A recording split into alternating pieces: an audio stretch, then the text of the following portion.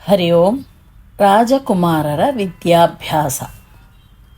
ಪ್ರತಿಯೊಬ್ಬರಿಗೂ ತಮ್ಮ ಮಕ್ಕಳು ಚೆನ್ನಾಗಿ ಓದಬೇಕು, ಆಡಬೇಕು, ಊಟ ಮಾಡಬೇಕು ಎನ್ನುವ ಆಸೆ ತಾಯಿ ತಂದೆಯರಿಗೆ ಇರುತ್ತದೆ.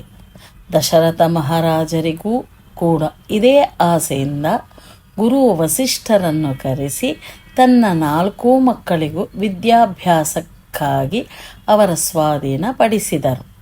ರಾಮ, ಲಕ್ಷ್ಮಣ, ಭರತ ಮತ್ತು ಶತ್ರುಘ್ನರು ಗುರು ವಸಿಷ್ಠರಲ್ಲಿ ವಿದ್ಯಾಭ್ಯಾಸ ಪ್ರಾರಂಭ ಮಾಡಿದರು.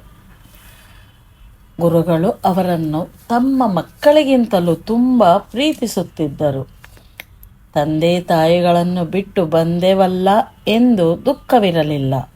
ಚೆನ್ನಾಗಿ ಅಭ್ಯಾಸ ಮಾಡುತ್ತಿದ್ದರು. ಗುರುಗಳು ಹೇಳಿದಂತೆ ಸೂರ್ಯೋದಯಕ್ಕೆ ಮುಂಚಿತವಾಗಿ ಏಳುತ್ತಿದ್ದರು. ಸ್ನಾನವನ್ನು ಮಾಡಿ ದೇವರ ಭಜನೆ ಶ್ಲೋಕಗಳು ಹೇಳುತ್ತಿದ್ದರು.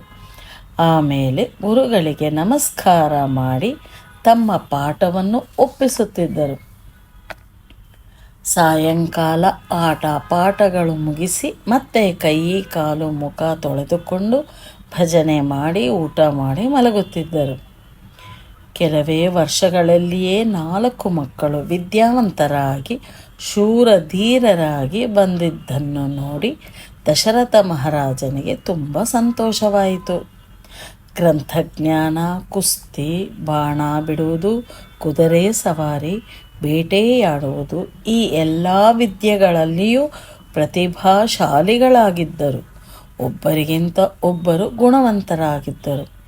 ತಂದೆ ತಾಯಿ ಗುರುಗಳು ಹೇಳಿದಂತೆ ನಡೆದುಕೊಳ್ಳುತ್ತಿದ್ದರು.